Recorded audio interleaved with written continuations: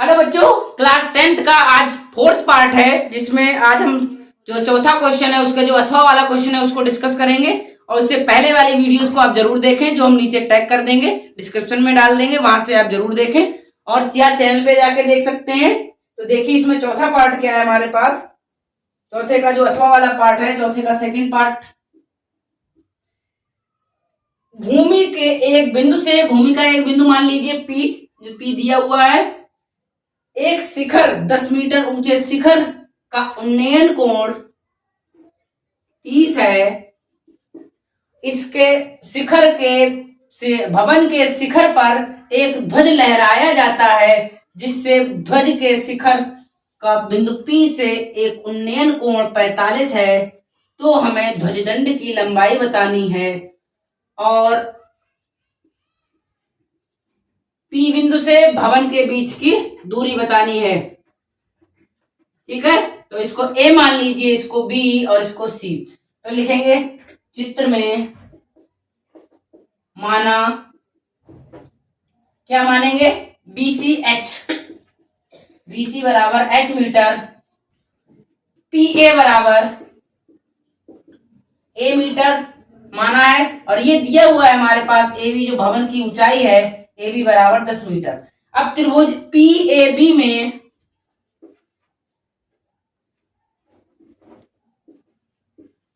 में क्या आएगा हमारे पास, tan थीटा बराबर, tan थीटा की जगह 30 है, 30 लिख देंगे, बराबर क्या आएगा हमारे पास, देखिए लंब बटे आधार, मतलब AB बटे AP या PA, बात बराबर ही है।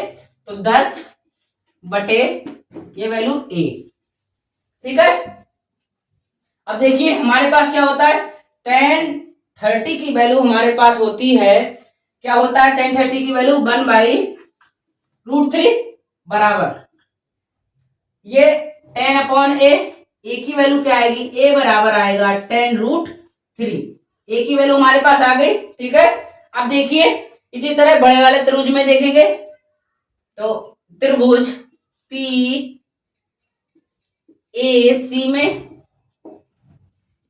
में tan थीटा tan 45 बराबर होता है लंब, ये है AC बटे आधार क्या है PA या AP, AC क्या है AB plus BC, 10 plus H बराबर बटे A। ठीक है, tan 45 की वैल्यू 1 होती है तो tan A plus H upon A से मल्टीप्लाई करें, A बराबर tan प्लस H, A की वैल्यू हमारे पास दे रखी है तो लिखेंगे tan√3 बराबर tan plus H, tan minus में आ जाएगा तो H बराबर tan√3 माइनस tan कॉमन ले लेंगे तो tan √3 माइनस 1, ये आपका आंसर हो जाएगा, नोट कीजिए। अब देखिए इसमें पांचवा प्रश्न है, एक बर्तन एक उल्टे शंकु के आकार का है, इसकी ऊंचाई 8 सेंटीमीटर है और इसके ऊपरी जो भाग खुला हुआ है उसके सिरे की त्रिज्या दे रखी है 5 सेंटीमीटर। यह ऊपर तक पानी से भरा हुआ है। जब इस बर्तन में शीशे की कुछ गोलियां डाली जाती हैं तो जो प्रत्येक की त्रिज्या है 0.5 सेंटीमीटर है, तो इससे भरे हुए पानी, जो भरा हुआ पानी है, जब गोलियां डालते हैं तो 1/4 पानी बाहर निकल जाता है। तो इसमें बर्तन में डाली हुई गोलियों की संख्या हमें बतानी है। तो देखिए पहले तो क्या है, शंकु के आकार का है, शंकु के आकार का बना लीजिए। ठीक है, ये शंकु के आकार का है, इसके आधार की जो त्रिज्या हमारे पास दे रखी है वो दे रखी है 8 सेंटीमीटर। ठीक है, तो ये पूरा भरा हुआ है और इसकी ऊंचाई दे रखी है हमारे पास 8 सेंटीमीटर ऊंचाई है इसकी, आधार की त्रिज्या 5 सेंटीमीटर है। अब पहले तो हम देखिए, अब इसमें क्या है, पूरा पानी से भरा हुआ है, मतलब इसका आयतन है, आयतन निकालेंगे और फिर उसमें गोलियां डाली जाती है तो उससे 1/4 पानी निकल जाता है, मतलब जो आयतन है उसका 1/4 निकल जाता है। तो ये जो 1/4 निकल जाता है वह गोलियों का आयतन होगा। तो जो गोलियों का आयतन होगा उसको हम डिवाइड कर देंगे एक गोली के आयतन से, तो हमारे पास गोलियों की संख्या आ जाएगी। तो देखिए हम कैसे इसको सॉल्व करेंगे। अब देखिए इसमें, अब ये तो हमारे पास तो पहले लिखेंगे। पांचवा प्रश्न है, शंकु की त्रिज्या कितनी है हमारे पास? 5 सेंटीमीटर। शंकु की जो ऊंचाई है वो हमारे पास कितनी दे रखी है? 8 सेंटीमीटर। शंकु का आयतन निकाल लीजिए। शंकु लिख दीजिए, चाहे बर्तन लिख दीजिए, जो आपको अच्छा लगे। शंकु का आयतन होता है 1/3 पाई आर स्क्वायर एच। इसमें पाई की वैल्यू नीचे पाई की वैल्यू नहीं दे रखी, तो हम सुविधा के अनुसार 1.3 क्या रखेंगे? 22.7 रख दीजिए, चाहे 3.14 रख दीजिए। तो हम यहाँ पर 3.14 रख दे रहे हैं। आर की वैल्यू हमारे पास 5 है, तो 5 गुणा 5। एच की वैल्यू हमारे पास 8 है, तो 8 लिख देंगे। अब देखिए क्या होता है, 8 पंजे 40, ठीक है, 40 और 40 पंजे 200, तो 3.14 गुणा 200 बटे 3, ठीक है। अब देखिए इन दोनों की गुणा कर दीजिए, तो हमारे पास 0 से दोनों पॉइंट हट जाएंगे। 4 से गुणा दे 8, 2 और 6 बटे 3। 3 से भाग कर दीजिए, तो क्या आएगा? 3 दूनी 6, 0, 3 27, 1 और 3, ठीक है। ये आ जाएगी हमारे पास वैल्यू। अब देखिए क्या आएगा, ये सेंटीमीटर क्यूब में आ जाएगी। अब देखिए क्या है, अब ये जो आयतन है, ठीक है, आयतन है। अभी जब इसमें गोलियां डालते हैं तो गोलियों से 1/4 पानी निकल जाता है, तो इस गोलियों का आयतन बराबर कितना होगा? 1/4 गुणा 209 गुणा, या सीधे ये वैल्यू रख दीजिए आप। आपके पास जो है 228/3, 628/3। अब देखिए अगर कट रहा है इससे, तो काट दीजिए। 4 एकम 4 से कटेगा, 4 एकम 4, 1 2, 4 से भी नहीं कटेगा पूरा। तो देखिए ऐसी वैल्यू रखी रहने दीजिए। और फिर गोलियों का आयतन हमारे पास ये आ गया। और एक गोली का आयतन के लिए हम क्या करेंगे, एक गोली का आयतन निकालने के लिए जो गोले का फॉर्मूला होता है 4/3 पाई आर क्यूब, ठीक है। और इसमें आर की जो वैल्यू है, वो आर जो गोली की त्रिज्या है, इसको R1 लिख दीजिए, चाहे R डैश कर दीजिए। तो देखिए हमारे पास क्या वैल्यू आएगी, 4/3 पाई की वैल्यू 3.14 गुणा आर कितना है हमारे पास, गोली का त्रिज्या भी लिख लीजिए। गोली की त्रिज्या हमारे पास है 0.5 सेंटीमीटर। अब देखिए 0.5 गुणा 0.5 गुणा 0.5। अब देखिए हमारे पास क्या वैल्यू आएगी, तो अब इन सबकी गुणा कर लीजिए। तो देखिए हमारे पास क्या आता है, 5 पंजे 25 पंजे 125, 125, तो 125 देखिए 4 गुणा 3.14 गुणा 0.125/3। अब देखिए क्या आएगा, अब इनकी गुणा कर लीजिए, तो क्या आता है हमारे पास, देखिए 4 पंजे 20, 4 दूनी 8, 2 10, 4 एकम 4 और 1 5, ठीक है, और गुणा 3.14/3। अब देखिए क्या आएगा, 0.5 आ गया, 5 से अंदर गुणा कर दीजिए, तो कितना आएगा, 0 0, 5 चौक 20, 2 5 एकम 5, 2 7, 5 3 15, 3 और 2 5 के बाद 1 2 3 4 5, यहाँ आएगा /3 आएगा। तो देखिए 1.7/3 आ जाएगा, ठीक है। अब देखिए ये जो एक गोली का आयतन आया है, उसको डिवाइड कर दीजिए जो गोलियों का आयतन आया है, तो इसमें जो इतनी गोलियां पड़ी हैं। तो देखिए इतना नोट कीजिए, फिर बता रहे हैं। अब देखिए इसमें गोलियों की संख्या हमें बतानी है। तो देखिए गोलियों की संख्या बराबर गोलियों का आयतन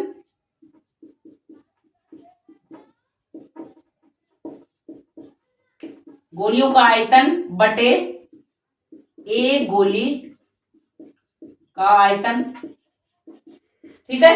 अब गोलियों का आयतन हमारे पास ये आया है, इसको अगर काट दें, 4 से कट जाएगा, 4 एकम 4, 1 4 पंजे 20, 4 सत्ते 28, 157/3, तो 157/3 3, ठीक है। 157/3 सेंटीमीटर क्यूब, इसको लिख दीजिए। 157/3 आया है। अब बटे में एक गोली का आयतन, तो बटे एक गोली का आयतन हमारे पास कितना दिया हुआ है, 1.57/3। तो पॉइंट हटाएंगे, 0 लग जाएंगे। अब देखिए इसको कैसे करते हैं, इसको ऊपर पहुंच जाता है तो 157 गुणा 300/3 गुणा 157, 157 से 300, आंसर आ जाएगा हमारे पास 100 गोलियां। तो 100 गोलियां उस बर्तन में डाली गई हैं, नोट कीजिए। अब देखिए पांचवें का अथवा वाला पार्ट है हमारे पास। एक बेलनाकार, एक गोलाकार कांच का बर्तन है, एक गोलाकार कांच का बर्तन है, ठीक है। इसका जो गर्दन है वो एक बेलन के आकार का है, गर्दन ने बेलन के आकार का बना दिया है, ठीक है। तो एक सुराही टाइप का बन गया है, जिसमें उसकी ऊंचाई जो बेलन की ऊंचाई है, तो इसमें पांचवें का सेकंड पार्ट है,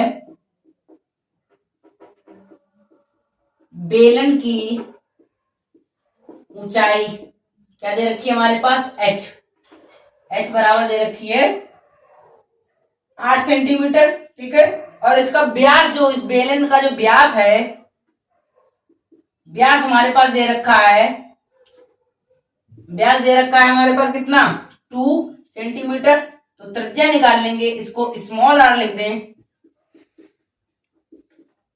तो 2/2, व्यास बटे 2 होता है, तो 1 सेंटीमीटर आ जाएगी, ठीक है। अब देखिए इसके लिए फिर दिया है जो गोलाकार भाग है उसका व्यास, तो गोलाकार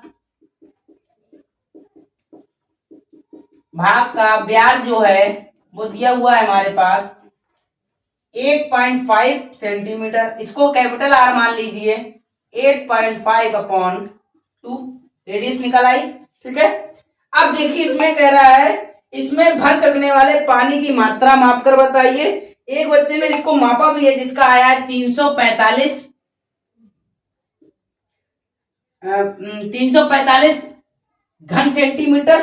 तो जांच करना है कि इस बच्चे का उत्तर सही है या गलत है, और जहां पाई की वैल्यू हमारे पास दे रखी है 3.14 हमें रखनी है। तो देखिए कैसे निकलेगा, जो गोलाकार है उसका आयतन प्लस जो बेलनाकार है उसका आयतन, अगर हम दोनों का आयतन जोड़ दें तो इसमें आ सकने वाले पानी का आयतन पता चल जाएगा। तो लिखेंगे बर्तन में आ सकने वाले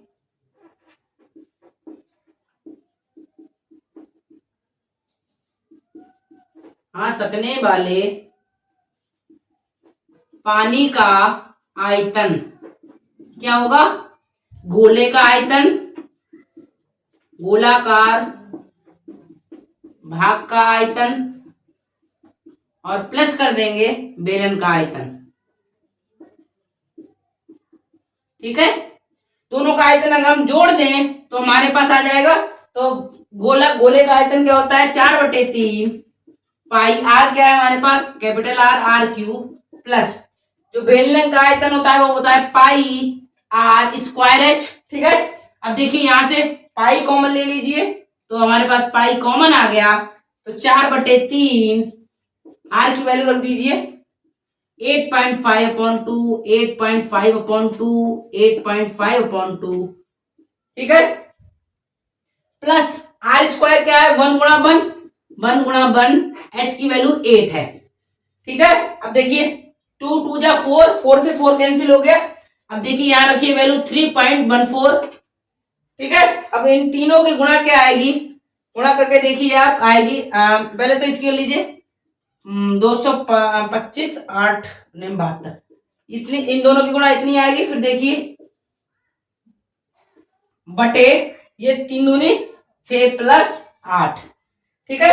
अब देखिए क्या आएगा हमारे पास, इनकी और इनकी गुणा हमारे पास देखिए कितनी आएगी, तो इसे हम इरेज कर रहे हैं।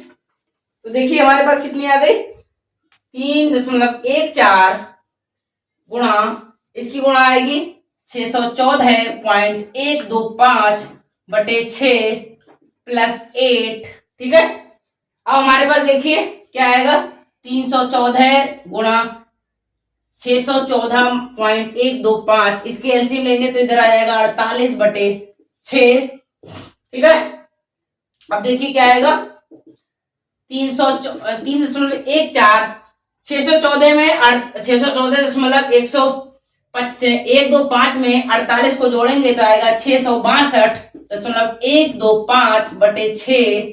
अब देखिए ऊपर ऊपर की गुणा कर लेंगे तो हमारे पास कितनी वैल्यू आ जाएगी, या पहले डिवाइड कर लीजिए तो आएगी 3.14 गुणा 6 कम 6 6 कम 6 0.6 और हमारे पास कितना बचा, 6 18 और बचा है 3, 6 पंजे 30 और बचा है 2, 6 चौक 24। 3 पॉइंट तक रखिए। अब इन दोनों की गुणा करेंगे तो हमारे पास आएगा, इन दोनों को गुणा करने पाएगा 346.5।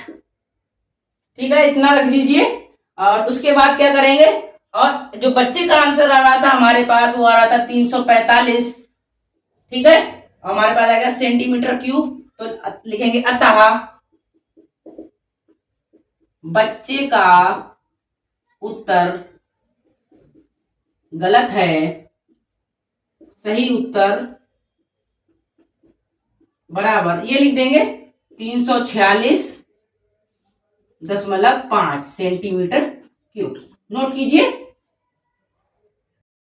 आज के लिए बस इतना ही, मिलते हैं नेक्स्ट वीडियो में। 10th का बायो पेपर आज समाप्त हो गया है, इसीलिए इस चैनल को सब्सक्राइब कर लें और वीडियो अच्छी लगी हो तो लाइक करें, और नेक्स्ट मॉडल पेपर के लिए आप कमेंट भी करें, और जो आपके डाउट्स हैं उनको भी कमेंट करें।